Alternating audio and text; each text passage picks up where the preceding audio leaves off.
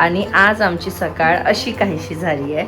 अव्यूला आता कालपेक्षा बऱ्यापैकी बरं आहे आणि आमचं बाळ बघा किती छान झोका घेतोय. गुड मॉर्निंग अव्यू. Good morning baby. छान वाटते तुला असं? बाबा तर मज्जा करवते रे अव्यू तुला. किती छान. अव्यू छान वाटते का रे असं? ए अव्यू, सर्दी कमी वाटते का रे आता तुला? ए अव्यू, ऐक ना बाळा, सांग ना मला. अव्यू, आय लव्ह यू अव्यू. स्माइली करून दे. झोपू येते तुला? काल झोपू झाली? Hello everyone, good morning. I hope की तुम्ही सगळे मस्त मजेत असाल. आणि बघा यांची परत आता मस्ती सुरू झाली आहे. अशी काहीशी मस्ती असते सकाळपासनं. आणि चला आता आपण खाली जाऊया, कारण बराच वेळ झाला. आय थिंक 8:30 10च कमी आहे. मला ब्रेकफास्ट वगैरे बनवायचा आहे. मी पण इथे आंघोळ करून रेडी झाली आहे. ॲक्च्युली योगा क्लास मला 10 मिनटं लेट सुरू झाला आज. माझाच प्रॉब्लेम झालेलं. रात्री एडिटिंग करत होती आणि मग माझ्याकडे ना नेट पूर्ण संपलं होतं. आणि आता नेटचा इतका इश्यू होत आहे मला अपलोडिंग एक्सपोर्टिंगला. असं सगळ्यांना वायफाय द्या म्हणावं लागतं आहे, कारण माझा क्लास करतानाच पूर्ण इंटरनेट संपून जातो. म्हणजे माझं जे काही आहे पॅक तो संपून जातो. म्हणजे 1.5 GB असतो, पण ॲक्च्युली घरी वायफाय असते त्याच्यामुळे एवढी गरज पडत नाही. पण इथे मला फील होत आहे की यार किती लवकर संपत आहे. सो असं काहीसं चाललं आहे. चला आपण खाली जाऊया. चल अव्यू, चल आपण साखी दिदी जाऊ. चॉकलेट देते आजोबा. आजोबा गोळी देते. चल पटकन उठ. चल उठ पटकन. चल चल चल कम ऑन. स्टँडअप हो पहिले. स्टँडअप हो. स्टँडअप हो. चल चला खाली जाऊन तुमच्याशी भेटते. Stay tuned. आज आम्ही ब्रेकफास्टला मस्त असं मेदू वडे आणि त्याचबरोबर सांबार बनवलं होतं. ही माझं ऑल टाईम फेवरेट ब्रेकफास्ट आहे. आय नो की थोडंसं ऑइली असते, नको खायला, बट कधीतरी खायला बरं वाटतं. आणि आज आम्ही तेच ब्रेकफास्टला बनवायचं प्रेफर केलं होतं, कारण रात्रीच आईने डाळ वगैरे भिजू घातली होती. मी वरून खाली आली, पटापट असे वडे तळून घेतले आणि आईने सांबार बनवला आणि आम्ही सगळ्यांनी छान असं ब्रेकफास्ट एन्जॉय केलं. त्यानंतर बघा अव्यूची इथे किचनमध्ये किती वळवळ असते. त्याला एक नाही, त्याला सगळे स्पून्स हवे असते आणि त्यातही तो 1-2 वेगळे काढतो, 2-3 वेगवेगळ्या ठिकाणी टाकून ठेवतो. सो असं कायचं त्याचं कंटिन्यू चालतं, जसं की तो पुण्याला माझ्या बरोबर करतो. आणि बघा त्याची छान अशी आंघोळ वगैरे करून मी त्याला छान रेडी केलं होतं. आणि लगेचच मग तो कंपाऊंड मध्ये आला होता दीदी बरोबर खेळायला. आणि आल्या परत त्याने कपडे घाण केले होते. आणि हे त्याचं रोजचं झालंय. म्हणजे कंपाऊंड मध्ये जरी आई रोज क्लीन करत असेल तरी सुद्धा ना बऱ्यापैकी थोडीशी डस्ट घाण असतेच असते. आणि मग लगेच अर्धा 1 तासाने पाऊसही सुरू झाला होता. आणि मग त्या दिवशी ना मला काही शूट करायला पॉसिबल झालं नाही. आमच्याकडे थोडे गेस्टही आले होते आणि मी सुद्धा खूप बिझी होती. आणि असं होतं की कधी गेस्ट आलं तर आपण काही शूट करू शकत नाही. म्हणजे जरी रेसिपी वगैरे शूट करायचं प्लॅन केलं तरी सुद्धा ते खूप डिफिकल्ट होतं, कारण आपल्याला लवकर सगळं आवरावं लागतं. आणि तुम्ही ही गोष्ट नक्कीच रिलेट कराल की सासरी ते ह्या सगळ्या गोष्टी होतात. सो असं काहीसं माझ्याबरोबरही झालं होतं. मग त्यानंतर दुसऱ्या दिवशी मॉर्निंगला आई मला बोललेली की दूध घेऊन ये. सो त्यासाठीच मी तिथे गेली होती. दूध वगैरे घेऊन आली आणि आल्यानंतर ना अव्यूला ब्रश वगैरे करायचं होतं. पण प्रीतमला म्हटलं की तू ब्रश करतोय ना त्याच्या हातात दे आणि त्याला त्याचं करू दे. आपण रोज किती वेळ त्याच्या मागे धावायचं. आणि बघा थोड्या वेळ त्याने ब्रश केला आणि नंतर म्हटलं प्रीतमला जाऊ दे, एवढे त्याला काही जमत नाही आहे. सो प्रीतमने त्याचा ब्रश वगैरे करून दिला आणि त्यानंतर मग मी त्याचं ब्रश केल्यानंतर व्यवस्थित चेहरा वगैरे वॉश करून दिला, कारण प्रीतमने ते होतच नाही. म्हणजे प्रीतमचं असं आहे की तो इझिली कोणत्या गोष्टी करू देत असेल तर तो करू देतो, अदरवाईज त्याचं असं काही नाही आहे की म्हणजे तो करूच देईल प्रॉपर म्हणून. त्यानंतर परत अव्यूला मी खाली घेऊन आली होती. म्हणजे आमचा ब्रेकफास्ट व्हायचाच होता त्या दिवशी. आणि मग मी म्हटलं की थोडं लेट करूया आज ब्रेकफास्ट, कारण म्हणजे सगळ्यांचंच काही ना काही सकाळी खाणं झालं होतं म्हणून. सो बघा आता आम्ही मग ब्रेकफास्ट वगैरे छान करून घेतला. आणि कालच्या दिवशी ना मावशी आली होती, म्हणजे प्रीतमची मावशी आणि माझी मावशी सासू. तर त्यांच्याकडे कारखाना आहे सोनपापडीचा. तर नेहमी जेव्हा कधी प्रीतम येतो किंवा त्यांची प्रीतमशी भेट होते तेव्हा त्याला हा 1 kgचा सोनपापडीचा डबा मिळतो. आणि झालं असं आहे की लहानपणी पहिले 3 वर्ष जेव्हा तो जन्माला आला तेव्हा तो त्या मावशी बरोबरच होता. मावशी खूप त्याच्या क्लोज आहे. योगिता मावशी खूप क्लोज आहे आणि शी इज व्हेरी स्वीट. बोलायला तर इतकी भारी आहे ती. माझ्याशी पण खूप छान बोलते आणि आमचं बॉन्डिंगही खूप छान आहे. सो काल ती आली होती. काल तेच मला थोडं शूट वगैरे करायचं होतं. सो शक्य झालं नव्हतं त्यामुळे मी काहीच केलं नाही. आणि तिने जो सोनपापडीचा डबा आणला होता ना तोच आईने इथे आणला होता की बा सगळेच खा म्हणून.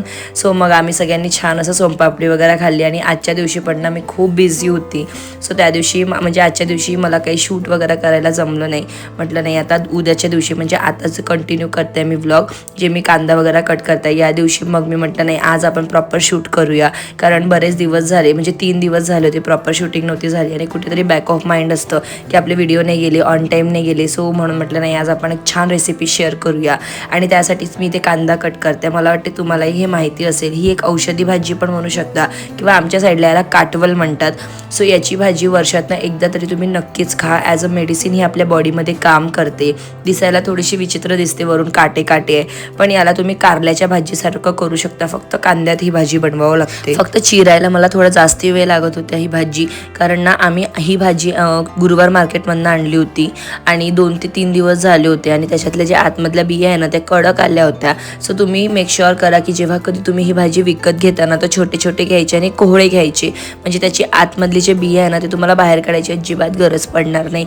आणि या भाजीसाठी जर तुम्ही 1 पाव भाजी बनवत आहे तर तुम्ही मिनिमम 1.5 पाव किंवा 1 पावपर्यंत कांदे पण घ्या, कारण या भाजीला कांद्याशिवाय म्हणजे असं टेस्ट येत नाही. कांदा भरपूर लागतो या भाजीमध्ये. सो मी पण इथे भरपूर सारा कांदा वगैरे कट करून घेतला होता आणि आज जेवणामध्ये ना काटवलची भाजी मी माझ्यासाठी आणि आईसाठीच बनवणार होती, कारण बाकी सगळे खात नाही ही भाजी. पण तरी मी म्हटलं थोडी मेडिसिन म्हणून थोडी थोडी द्या. पण कोणी खायला तयार नव्हतं तर मी आणि आईने दोन्ही टाईम खाल्ली. आता मला चपात्या पण आवरून घ्यायचं होतं, पण त्याच्या आधी म्हटलं माझं बाळ काय करतोय ते बघून येते, कारण कांदा आणि भाजी कट करण्यात माझा बराच वेळ गेला होता आणि मला सवय आहे की 10-10 मिनिटांनी तो कुठे आहे, काय करतोय, काय त्याच्या हातात आहे हे सगळं बघायची. सो त्याला पण एक नजर बघून आली की तो काय करतोय. तो खेळत होता. ताई पण त्यांच्या दोघांकडेही लक्ष देत होती, कारण आम्हाला ना थोडं केअरफुल राहावं लागते जेव्हा दोघंही सोबत असतात. सो ते कधीतरी सांगेल की का बरं वगैरे. सो बघा मी आधी छान असा कांदा परतून घेतला थोडासा गोल्डन होईपर्यंत. त्यानंतर जी काटवल आहे ती छान कट करून घेतली, एकदम छोटे छोटे कट करून घेतले आणि तेही कांद्याबरोबर छान असं परतून घेतलं. त्यानंतर त्याच्यामध्ये मी 1 पाऊण चमचा वगैरे मला वाटते अद्रक लसणाचं पेस्ट घातलं होतं. तेही मी 10 मिनिटापर्यंत छान परतून घेतलं एकदम कमी आचेवर. आणि त्यानंतर हळद, तिखट, मीठ, धनिया पावडर एवढंच घातलं. त्याच्यावर काहीच मसाले नको घाला तुम्हीही, सिम्पलच भाजी ही छान वाटेल. आणि त्यानंतर थोडंसं पाणी सोडलं आणि याला मी त्याच्यानंतरही 10 मिनिटं कमी आचेवर छान शिजू दिलं. एक नंबर ही भाजी होते. यात तुम्हाला हवं असेल ना तर तुम्ही हे पण घालू शकता, डाळ, मुंगाची डाळ वगैरे. पण आम्ही ही अशीच बनवतो आणि मला त्याच्यापेक्षा बेसिक बनवायला आवडेल ही भाजी, कारण ती ॲज अ मेडिसिन आपल्या बॉडीमध्ये काम करते आणि जर कोणती मेडिसिन आहे तर ती प्युअर आपल्याला भेटावं असं सगळ्यांनाच वाटतं. सो त्यासाठी म्हणून मी सजेस्ट करेल की तुम्ही ही अशी सिम्पल ही भाजी नक्की एकदा तरी बनवून बघा, म्हणजे तुम्हाला आवडेल नाही आवडेल पण ॲज अ मेडिसिन, कारण ती बॉडीसाठी खूप चांगली आहे. आणि ही प्रत्येक ठिकाणी असं उगवल्या जात नाही, याचं पण पर्टिक्युलर एक तापमान आणि एक जागा आहे जिथेच ती उगवल्या जाते, त्यामुळे ही भाजी थोडीशी महागही मिळते. सो त्यानंतर मग छान चपात्या वगैरे पटापट बनवून घेतली. सगळ्यांनी जेवण वगैरे केलं, थोड्या वेळ अर्धा तास आराम केला आणि त्यानंतर आम्ही सगळे रेडी होऊन निघालो राखीच्या शॉपिंगसाठी, कारण येणाऱ्या काही दिवसांमध्येच रक्षाबंधन आहे आणि आज सॅटर्डे होता तर प्रीतमलाही सुट्टी होती. म्हटलं चला आज ना आपण शॉपिंग करायला जाऊया. शॉपिंग म्हणजे आम्हाला फक्त अव्यू आणि सखीसाठीच कपडे घ्यायचे होते आणि सोबतच ताई म्हणत होती की दिवाळीला आम्ही सहसा येतो, कधी येत नाही. सो प्रीतमसाठी तिला एखादी शर्ट किंवा म्हणजे कुर्ता वगैरे बघायचा होता. सो त्यासाठीच आम्ही शॉपिंग करायला गेलो. तर नॉर्मली आम्ही आमच्या घराकडनंच शॉपिंग करतो, पण मी म्हटलं आज आपण थोडं एक्सप्लोअर करूया. वेळ पण आहे, संडे पण आहे, ट्रॅफिक पण जास्ती नाही भेटला, म्हणून आम्ही महालला गेलो होतो. महालमध्ये इथे एक सेल पण सुरू होता आणि त्याचबरोबर ना इथे खूप छान छान बाहेर पुतळ्यांवर कपडे होते. आणि मोस्ट प्रोबेबली मी ट्राय करते की छान दुकानात गेलं की तिथे क्वालिटी पण छान असते आणि प्राईस पण ओके असते, खूप महाग असं नसते. मला आधी असं वाटायचं मोठ्या दुकानात गेलं तर खूप महाग असते, पण असं काहीच नसते, तिथे पण छान क्वालिटीचे कपडे मिळतात. सो आम्ही इथे सखीसाठी छान एक फ्रॉक घेतला, अव्यूसाठी पण एक छान ड्रेस घेतला आणि प्रीतमसाठी शॉर्ट कुर्ता घेतला. कधीतरी नक्कीच तुमच्याशी शेअर करेल की कसं घेतलं वगैरे. त्यानंतर आम्ही घरी जायला निघालो तर रस्त्यात ना खूप ट्रॅफिक लागला आम्हाला. जेव्हा की आम्ही 1-1.5 तासातच सगळी शॉपिंग आवरली होती, पण तरीसुद्धा आम्हाला खूप ट्रॅफिक भेटला. आणि ट्रॅफिकमध्येच ना एक गोष्ट खूप वाईट झाली, म्हणजे ती माझ्या मनाला खूप दुखवत होती. ती म्हणजे इथे अतिक्रमणवाले आले होते. हा एरिया महालचा आहे, बऱ्याच लोकांना नागपूरला माहिती असेल. आणि अतिक्रमणवाले लिटरली सगळ्यांचे जे मोठ्या त्यांचा जो बिझनेस आहे ना बघा, तुम्हाला दिसतही असेल इथे पूर्ण त्यांचे असे गाड्या घेऊन जात होते, कारण त्यांनी म्हणजे मध्ये कुठेतरी गाडी लावली होती, मध्ये पण नाही म्हणता येणार, फुटपाथवर लावली होती. आणि फुटपाथवर हे सगळं अलाउड नाही आहे. आय नो की हे अलाउड नाही आहे, बट स्टील यार लोक कसं काम करणार, कुठून पैसा कमवणार, त्यांना कुठे काहीतरी करावंच लागेल ना. वाईट तर खूप वाटत होतं होतं, पण खरंच मी काहीच करू शकली नाही आणि डोळ्यात पाणी घेऊन आम्ही पुढे निघालो. त्यानंतर संतोष पकोडेवाल्याकडे गेलो होतो, कारण ताईला, आईला आणि बाबांसाठी समोसे वगैरे घ्यायचं होतं. म्हटलं चला मलाही इथले पकोडे आणि पाठवडी आवडते, सो ते सगळं आम्ही इथनं पॅक करून घेतलं. एकदम मस्त गरमागरम पकोडे बनत होते आणि गरमागरम समोसे पण होते. म्हटलं पाऊसही येतो आहे बऱ्यापैकी, तर चला आपण जाऊन छान अशी छोटीशी पार्टी करूया. सो ते सगळं घेतलं आणि त्यानंतर आम्ही घराकडे निघालो. खूप म्हणजे खूप जोरात पाऊस येत होता. अजिबात वेदर नव्हता पावसाचा, म्हणजे बादल होती पण एवढा पाऊस येईल अजिबात वाटलं नव्हतं. अदरवाईज खरंच आम्ही घराबाहेर पडलो नसतो, कारण आमच्याकडे 2 लहान बाळपण होते. कसं घराकडे पोहोचलो, कारण पाणी थोडंफार साठलंही होतं. घरी पोहोचल्यानंतर बाबा आय थिंक झोपले होते, तर ताई खूप बेल वाजवत होती. बाबा उघडतच नव्हते आणि त्यानंतर काहीतरी 7 मिनिटानंतर ते बाहेर आले आणि मग बाकी सगळं सामान आम्ही घेऊन आलो. बघा राखी म्हणून एक शॉप होतं, ते तिथनं आम्ही शॉपिंग केली होती. छान शॉप होतं, क्वालिटी वाईज पण कपडे तिथे खूप छान मिळतात. आणि बघा सांबारवडी, याला इथे सांबारवडी म्हणा, सांबारवडीच म्हणतात.